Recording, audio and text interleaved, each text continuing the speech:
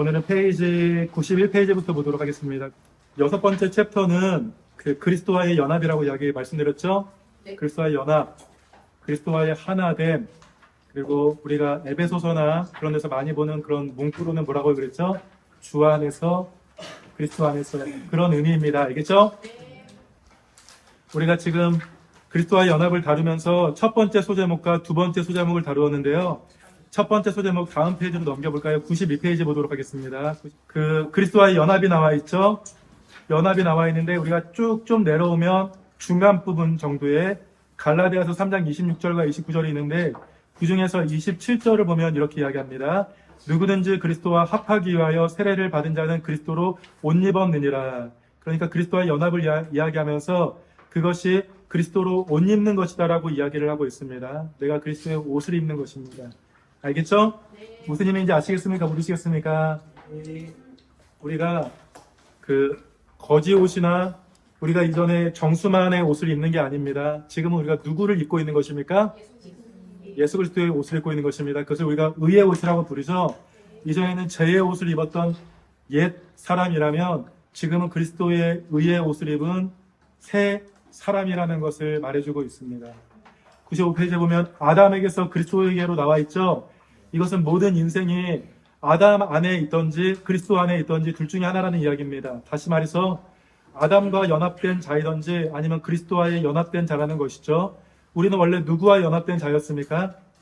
아담과 연합된 자였죠. 아담에게 붙들린 바 되어져서 아담의 죄가 우리의 온전한 죄가 되어서 아담의 그 모든 것들이 우리에게 미쳐서 결국에는 그 아담의 죽음이 우리의 죽음이 되었다는 것 말씀드렸죠. 기억납니까? 네. 그러니까 아담의 것이 다 내 것이 되는 겁니다. 근데 이제 우리 예수 그리스도의 십자가 은혜로 인하여서 그리고 우리가 믿음으로 말미암아 이제는 우리가 아담 안에 있는 게 아니라 누구 안에 있습니까? 예수님 그리스도 안에 있죠. 그걸 우리가 그리스도와 연합됨이라고 이야기를 하고 있습니다. 우리는 누구한테 이제 붙들림 받는 것입니까? 예수님 안에 있는 것입니다. 저번 주에는 이걸 말씀드렸습니다.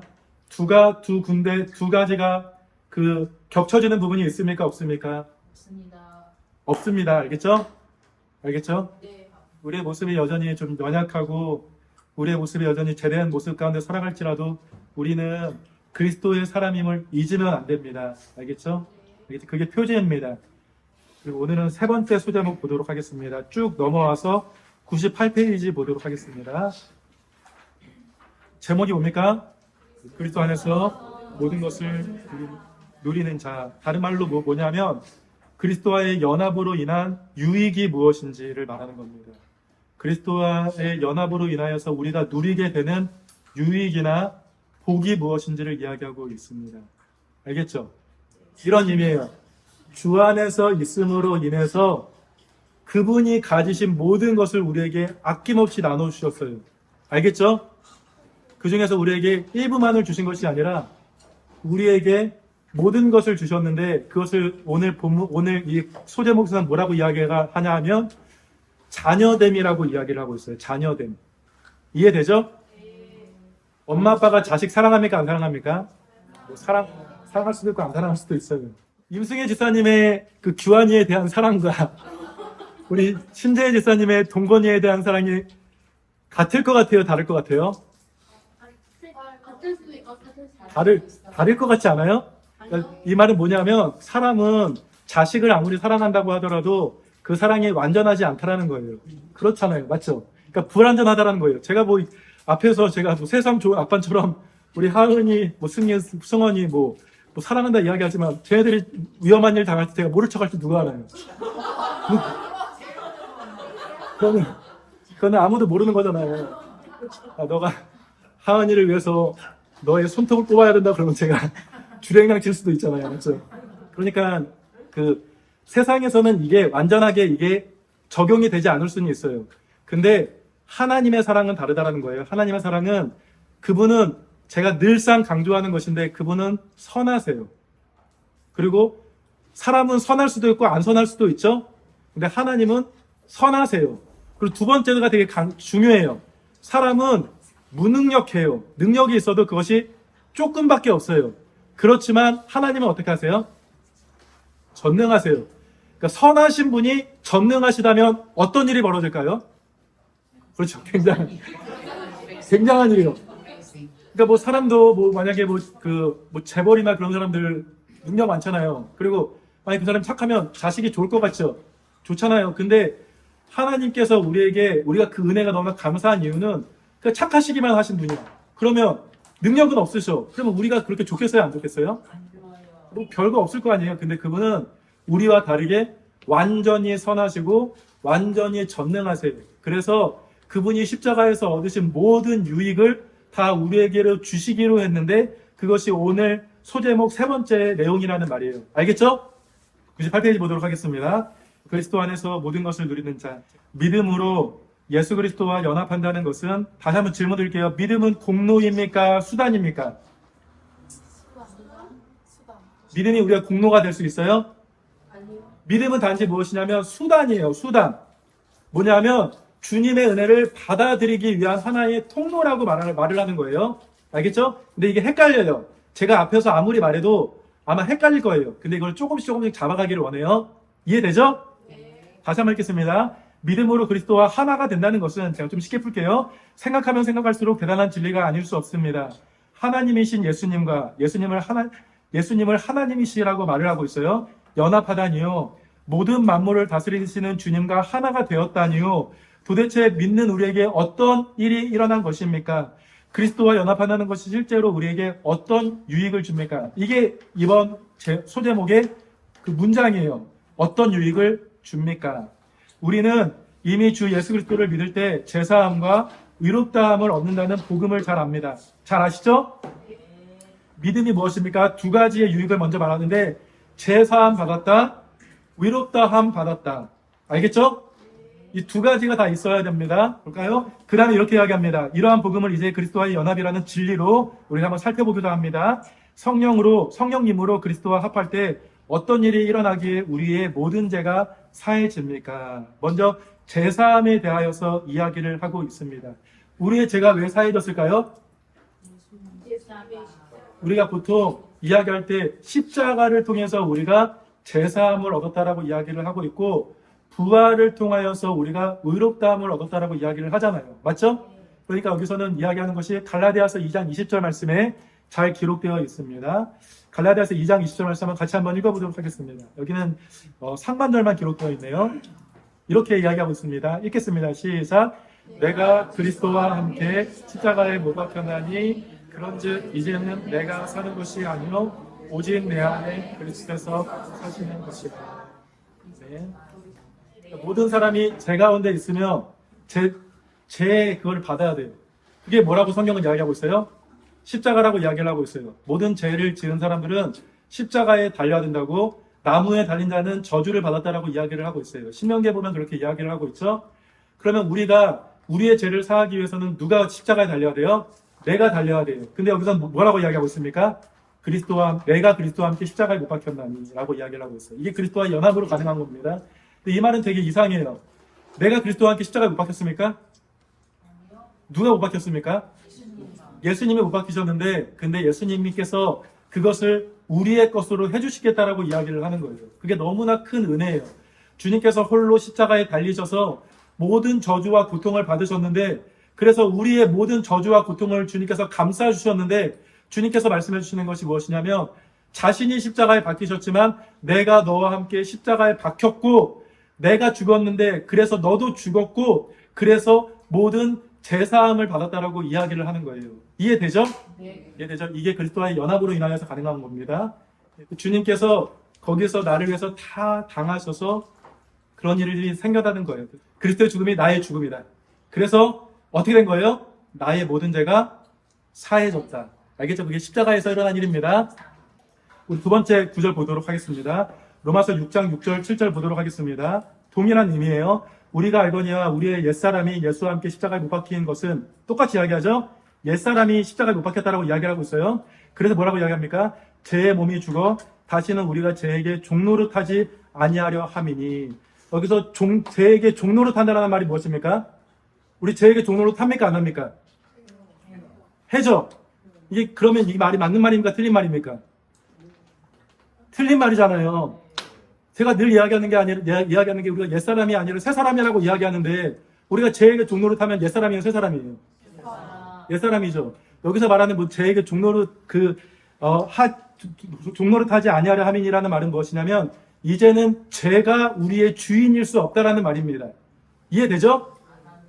우리가 여전히 죄에 넘어질 수는 있지만 우리의 주인은 죄가 아니라 하나님이라는 것을 이야기하는 것입니다. 그러니까 죄의 종로를 타지 아니하려 함이니는 무엇이냐면 우리의 주인은 이제 죄가 아닙니다라는 말이에요. 알겠죠? 네. 이제는 우리가 아담 안에 있는 게 아니라 누구 안에 있다라고요? 그리스도 안에 있다라는 그런 말이에요. 여기의 의미를 그렇게 받아들이셔야 됩니다. 7절이 이렇게 이야기합니다. 7절. 이는 죽은 자가, 여기서 죽은 자는 죽어가는 자입니까? 죽었던 자입니까? 이미 죽었습니다. 우리가 이미 죽었던 자입니다. 죽었던 자가 죄에서 벗어나 의롭다 하심을 얻었습니다. 그것이 십자가를 통한 일이라고 말씀하시는 것입니다. 알겠죠?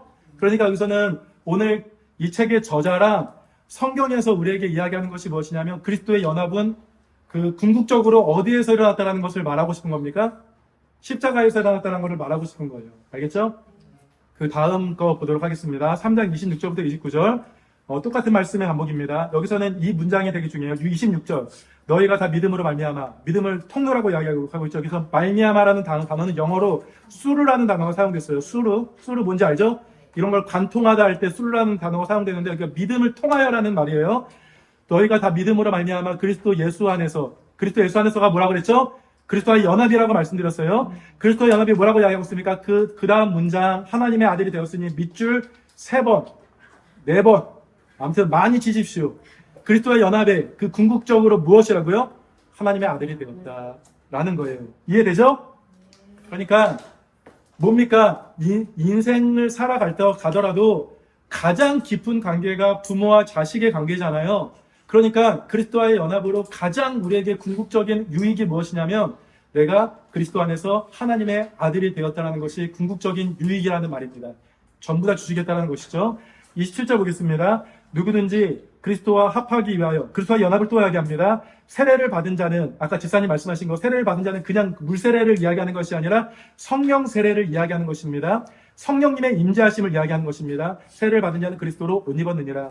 너희는 유대인이나 헬라인이나 종이나 자유인이나 남자나 여자나 다 그리스도 안에서 예수 안에서 하나이니라. 그러니까 누구나 막론할 것 없이 다 그리스도 안에서 하나라고 이야기를 하는 것입니다. 이게 예를 들면 요새는 페미니즘이나 또는 소수 인권을 강조하는 그 사람들이 이 하나의 구절을 딱 꺼내가지고 그래서 이걸로 많이 그 페미니즘이나 그런 소수 인권을 많이 강화하는 구절로 사용되기도 하거든요. 근데 여기서 문맥에서는 그렇게 전혀 사용되지 않았습니다. 29절도 마찬가지입니다. 제가 읽어드릴게요. 너희가 그리스도의 것이면 뭐라고요? 그리스도의 연합은 뭐라고요? 내가 주님 거 되는 겁니다. 알겠죠?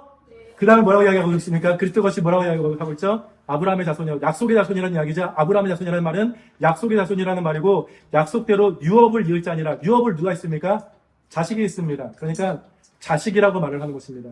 갈라디아서 3장 26절과 29절은 뭘 이야기하는 것입니까? 그리스도와의 연합으로 우리가 누리게 되는 유익은 우리가 그분의 아들이 되었고 또 뭐라고 이야기합니까? 상속자라고 이야기하는 것은 무엇입니까? 그분의 것을 우리가 다 물려받는다 라는 것이죠. 귀합니까? 안 귀합니까? 너무 귀하죠. 그리스도의 연합이 좀 구체화됩니까? 안 됩니까? 되죠? 우리 1번 문제부터 보도록 하겠습니다. 믿음으로 그리스도와 연합한다는 것은 그분의 것을 값없이 선물로 받고라는 얘기예요. 선물은 뇌물이 아니죠. 그냥 일방적으로 주는 게 선물입니다. 맞죠? 선물로 받고 마음껏 누린다는 것을 의미합니다. 그 중에서 가장 중요한 것은 제 문제의 해결뿐만이 아니라 의롭다 하심을 얻은 것이죠. 꼭 두 가지가 같이 연결돼야 됩니다. 제 문제 해결되었다고 하나님께 나아가는 것 아닙니다. 하나님께 나아갈 수 있는 자격을 얻은 자는 항상 누구입니까? 죄가 없다고 나가는 게 아닙니다. 위로워야지만 나갈 수가 있습니다. 이해되죠? 그렇게 이야기합니다. 그 다음에 아래 그림을 참고하여 우리가 어떻게 제사함과 의롭다 하심을 얻었는지 그리스도와의 연합의 관점에서 설명해 보십시오. 아래 위대한 교환이라고 나와 있죠. 그레이트 익스체인지라고 해가지고 예수님과 우리가 있는데 우리의 그 가운데 그 양쪽으로 향하는 화살표가 있는 것이죠. 성경에서 볼까요? 저는 아주 더러운 사람입니다. 그리고 우리 혜림 선생님은 아주 깨끗한 사람입니다. 제가 여기 손에 오물을 묻히고 다니는 사람입니다. 그러면 제가 혜림 선생님 만지면 어떻게 됩니까? 더러워져요. 오물 옮겨가죠. 더러워지죠. 사람 사이의 관계는 이래요. 그래서 성경에 보면 문둥병자 나타나면 사람들이 피했어요. 부정한 여인이 나타나면 사람들이 피했어요. 시체가 있으면 사람들이 도망갔어요. 왜냐하면 이 부정함이 자기에게 옮겨지기 때문에. 아시죠? 근데 예수님은 안 그래요. 부정한 여인이 12해 동안 혈루증을 앓았던 여인이 예수님한테 나가서 예수님의 옷자락을 만져요. 그때 어떤 일이 벌어집니까? 이 여자의 부정함이 예수님께 옮겨져 가는 게 아니라 예수님의 깨끗함이 이 여인에게 옮겨져 갑니다. 알겠죠? 이게 우리에게 일어난 일이에요. 여기서 말하는 게 뭡니까? 우리의 죄는 다 누가 가져가셨어요? 예수님이 가지고 십자가로 가셨어요. 이해되죠? 그리고 예수님의 의는 뭐라 그랬죠? 의는 하나님과의 관계를 이야기하는 것인데 하나님의 아들인 것을 이야기하는 거예요. 알겠죠? 하나님께 나아가기 위해서 꼭 필요한 것이 의예요. 맞죠? 우리의 죄는 주님께서 다 가져가시고 주님의 그 의를 우리에게 거저 주셨어요. 이것을 뭐라고 부르죠? 우리가 주님께 드린 것을 죄의 전가라고 이야기를 하고 있고, 전가하다, 죄의 전가라고 이야기하고 있고, 주님께서 우리에게 주신 것을 뭐라고 이야기할까요? 의의 전가라고 이야기하고 있어요. 우리의 모든 죄와 죄책을 주님께서 가져가셨고, 주님께서 십자가에서 얻은 의와 모든 유익을 우리에게 영원토록 주셨다라고 쓸 수가 있겠죠? 제가 다시 한번 말씀드릴게요. 우리의 모든 죄, 그리고 우리의 모든 죄책, 죄의 결과죠. 우리의 모든 죄와 죄의 결과를 주님께서 가져가셨고, 그리고 그 다음에 주님께서 십자가에서 얻으신 모든 의가 우리에게 주어졌다. 알겠죠? 이게 그리스도와의 연합으로 인해서 일어난 일입니다. 우리가 한번 이 질문에 답해 볼까요? 우리가 그분 안에 거할 때 받게 되는 유업은 무엇입니까? 뭘 얻죠? 우리가 상속받게 되는 것이 무엇입니까? 자녀됨을 상속받죠. 그리고 또 뭘 이야기할 수가 있습니까? 우리가 하나님의 나라를 상속받는 거예요. 알겠죠? 하나님의 나라. 알겠죠? 그러면 아래 한번 그 붉은 글씨 한번 읽어보도록 할게요. 아브라함의 자손이 받은 유업. 아브라함 하면 딱 뭐가 생각나야 된다고요? 언약. 다윗 하면 꼭 뭐가 생각나야 된다고요?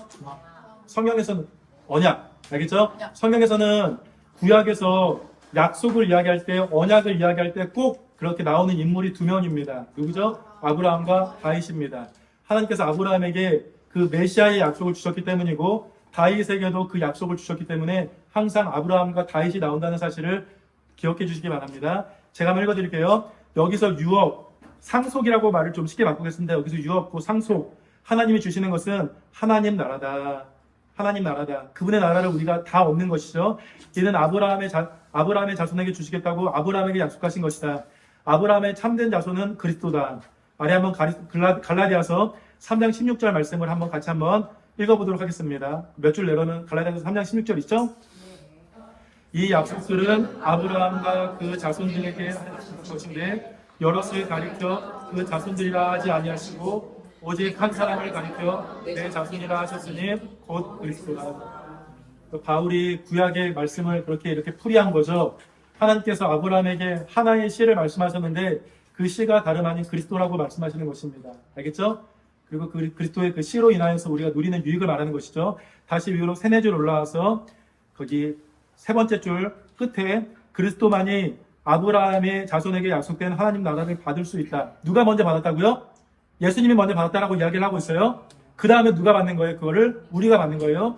믿는 자는 그리스도와 합하여, 즉 그리스도 안에서 in Christ, 많이 들어봤죠? 그리스도 안에서 아브라함의 믿음의 자손이 되어 그리스도가 받는 유업에 참여한다. 그러니까 순서가 이런 거예요.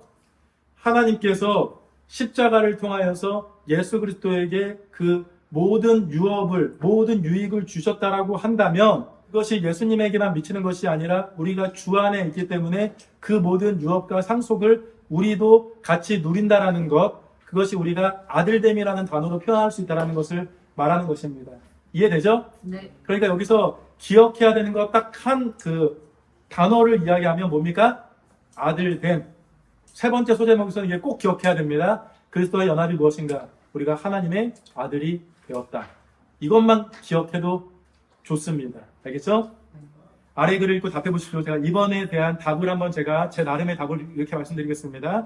하나님의 아들이 되어 누구 안에서요? 그리스도 예수 안에서 하늘나라의 모든 것을 누린다. 이것이 그리스도와의 연합으로 인하여서 누리게 되는 것입니다. 그리스도와 합할 때 누리는 복 중에 반드시 알아야 할 복이 또 있습니다. 그것은 우리 모두가 그리스도 안에서 하나 혹은 한 몸이 된다는 것입니다. 이게 중요해요. 뭐라고요? 그 두 번째 문장 같이 한번 읽겠습니다. 그것은 우리 모두가 그리스도 안에서 하나 혹은 한 몸이 된다는 것입니다. 그리스도 예수님의 삶의 방향과 능력을 가진 새로운 공동체, 곧 교회가 탄생합니다. 그러니까 그리스도와의 연합으로 탄생한 게 무엇이라고 이야기합니까? 교회라고 이야기를 하는 겁니다. 교회의 두 가지 특징인 하나됨과 사랑함을 그리스도와의 연합의 관점에서 설명해 보십시오. 한번 생각을 해볼까요? 보십시오. 이겁니다. 그리스도는 교회에 뭐라고 이야기합니까? 머리이십니다. 우리는 뭐라고 이야기하고 있어? 그분의 지체라고 이야기하고 있죠. 그럼 지체를 한번 이야기해 볼까요? 지체에는 뭐가 있을 수가 있을까요?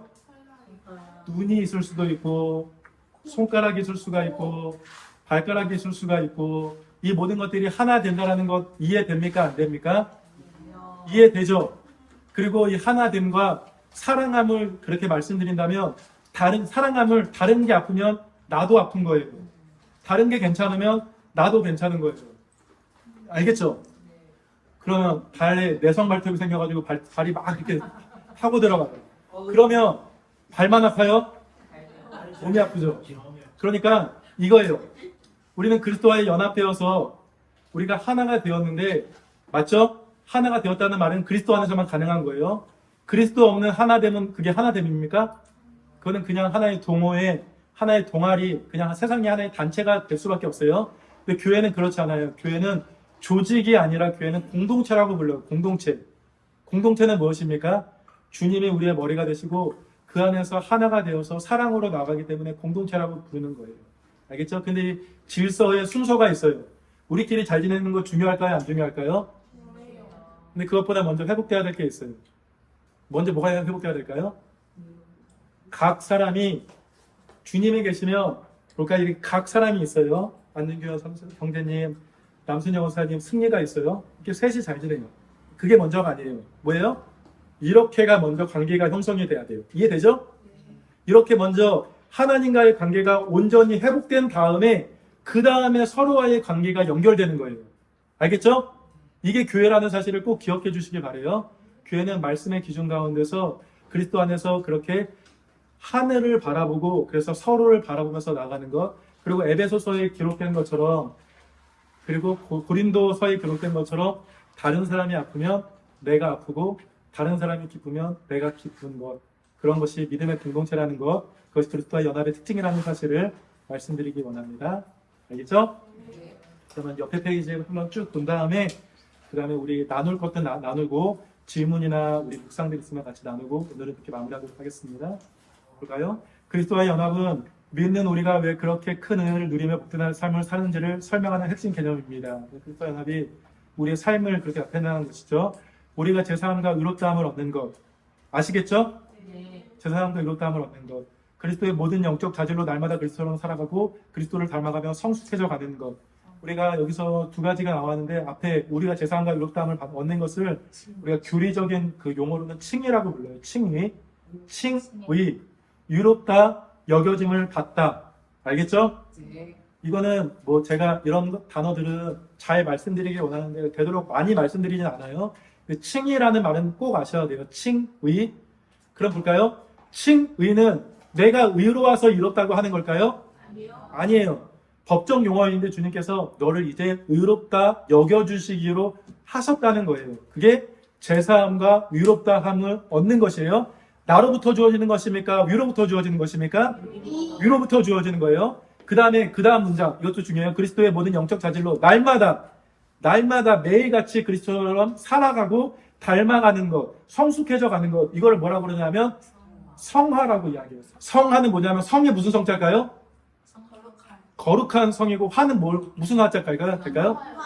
델화예요. 델화. 되는 거예요? 하는 거예요? 되는 거니까 내가 하는 거예요? 되어지는 거예요?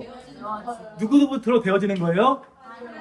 하나님으로부터 거룩하게 되어지는 것을 무엇이라고 하냐면 성화라고 이야기하는 거예요. 칭의도 그렇고 성화도 그렇고 다 누가 하시는 거예요?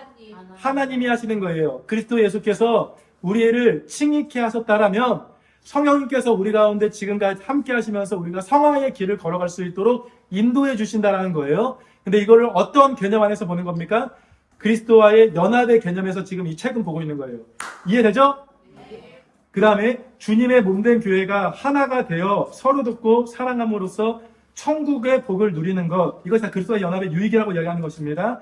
그리스도가 지금 누리는 부활 영광과 완전한 삶은 우리도 갖게 될 것이라는 소망, 이 모든 것들이 그리스도와의 연합이라는 말입니다.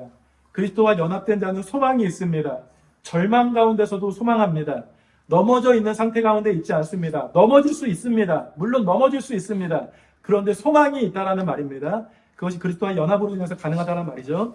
그 다음 문장 보겠습니다. 이 모든 것은 다 우리가 그리스도 안에 거하기 때문에 가능하게 된 것들입니다. 우리 인생에서 일어난 가장 중요한 일을 말하라고 한다면 믿음으로 그리스도와 합한 것이라고 말할 수 있을 것입니다. 믿음으로 성령님을 받아 예수 그리스도와 합하여 그분의 모든 것으로 살아가는 것이야말로 우리 인생의 대전환점입니다. 이전의 옛사람은 죽었습니다. 이제는 새 사람이 되어 새로운 삶을 삽니다. 좀 바꿔볼까요? 이제는 새 사람이 되었지만 그래서 여전히 옛 모습이 기억이 나서 그 가운데서 허덕이면서 살아가지만 그렇지만 우리는 새 사람이라는 것 그리고 새로운 삶을 추구한다는 것 그것을 조금 더 강조드리는 바입니다. 그 다음 단락 보겠습니다. 우리 같은 죄인이 하나님의 저주를 받지 않을 수만 있다 하더라도 말로 다할 수 없는 은혜고 감사인데 하나님은 여기서 멈추지 않으셨습니다. 우리에게 측량할 수 없는 은혜를 베푸셔서 그리스도의 복을 함께 누리게 하십니다. 그리스도 안에 거하는 자 새 사람이 된 것입니다. 우리는 그리스도 안에서 하늘에 속한 모든 신령한 복을 다 받은 자입니다. 에베소서에 나온 말이죠. 하늘에 속한 모든 신령한 복. 이것을 뭐라고 이야기하냐면 자녀됨이라고 이야기하는 것이고 그렇게 이야기하는 것입니다. 왜 이미 복을 다 받았다라고 말을 합니까? 사람들은 복을 주십시오, 복 주십시오, 복 주십시오라고 이야기하는데 성경은 그렇게만 이야기하지 않습니다. 받을 복도 이야기하지만 이미 우리에게 모든 신령한 복이 주어졌다고 말을 합니다. 바로 그리스도와 합했기 때문입니다. 즉 모든 복의 원천이요 통로인 그리스도 그분을 받았기 때문입니다. 그래서 이미 하늘의 복과 능력이 충만한 자요 모든 것을 다 가진 자가 된 것입니다. 제사함과 의롭다함을 얻는 것이 가장 중요할 것입니다. 그러나 그뿐만이 아니죠. 우리 주 예수 그리스도 그분의 모든 것으로 지금 우리가 살아가고 있습니다.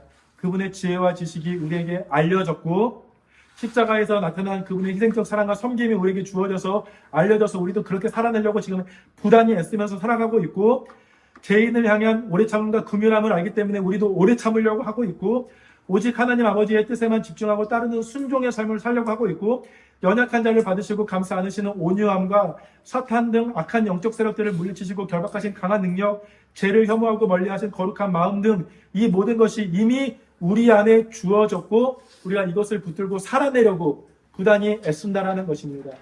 완전하다고는 말씀드릴 수가 없겠죠. 그 다음 볼까요? 그 다음 문장, 이 문장 밑줄 쳐주십시오. 그리스도의 것이 우리의 것입니다. 이것이 그리스도의 연합입니다. 그리스도를 아십니까? 우리가 우리 자신을 아는 것입니다. 이 문장은 이렇게 해석해야 됩니다. 그리스도를 알아야만 우리 자신을 알 수 있다는 말입니다. 알겠죠? 우리로부터 시작하는 거 아닙니다. 그리스도를 알아야만 우리를 알 수가 있습니다. 그 다음에는 이제 교회를 이야기합니다. 더군다나 그리스도 안에서 우리는 하나가 되어 교회가 되었습니다. 분열하여 서로 싸우던 죄인들이 그리스도 안에서 하나가 되어 서로 사랑하며 섬기는 한 몸으로 살아갑니다. 모든 사람을 사랑하고 모든 사람으로부터 사랑받는 자가 이 세상에서 가장 행복한 자 아니겠습니까? 바로 이런 것이 이미 우리가 누리고 있는 천국이고 우리가 바라보는 천국이라는 사실을 기억해 주시기 바랍니다. 그 다음 볼까요? 그런데 왜 어떤 신자들은 이렇게 살지 못합니까? 이것이 우리의 질문이겠죠. 믿음이 없어서입니다. 아닙니다. 믿음이 연약해서라고 말하는 게 좋을 것 같아요. 알겠죠? 믿음은 우리에게 주어진 선물이기 때문에 그것이 희미해지고 연약해질 수 있겠지만 믿음을 있다 없다라고 말씀드리는 것은 적합하지 않다라고 생각합니다. 여기서는 믿음이 연약해질 때가 있기 때문입니다. 그렇죠. 믿음으로 그리스도와 합했다는 사실을 잘 기억하지 못하거나 그것을 희미하게 믿기 때문입니다. 하나님께 영광을 돌리는 자로 살고 싶은 은혜로 충만한 삶을 살고 싶어 하지만 자신에게는 그럴 자질도 능력도 없다고 생각하기 때문에 때마다 넘어지기 때문입니다. 그리스도를 가졌지만 그리스도가 없는 자처럼 생각하고 있는 것입니다. 참으로 불행한 일이 아닐 수가 없습니다. 아무튼 여기까지만 보겠습니다. 여기 마지막 좀 단락을 한번 정리해 볼까요? 우리가 새 사람으로 살고 싶지만, 믿음 가운데 살아가고 싶지만, 우리는 때마다 넘어질 때가 있습니다. 우리 성도님들만 그런 게 아닙니다. 저도 그렇습니다. 저도 때마다 넘어지고, 저도 때마다 그만하고 싶고, 때마다 그냥 저도 이제 좀 그렇게 하고 싶을 때가 너무나 많이 있습니다. 근데 그럼에도 불구하고 저는 믿음이 없다라고 말씀드리지는 않습니다. 저는 주님을 확실히 믿지만 그 가운데서도 연약해질 때가 있고 그 가운데서도 원통함과 불만이 나올 때도 있고 그렇지만 주님께서 우리에게 행하신 그 은혜를 알기 때문에, 그리고 그런 연약한 가운데서도 그 믿음 가운데 한 걸음 한 걸음 걸어가려는 주님의 그 손길을 알기 때문에 우리가 그렇게 걸어갈 수 있다는 사실을 기억했으면 좋겠습니다. 그리고 그렇게 걸어갈 수 있는 이유는 왜 그럴까요? 우리가 서로가 같이 있기 때문입니다. 성령님 안에서 같이 있기 때문입니다. 지칠 때, 힘들 때 우리 옆에 혜린 선생님, 정화 선생님, 진규 형제님 같이 하면 힘이 납니다.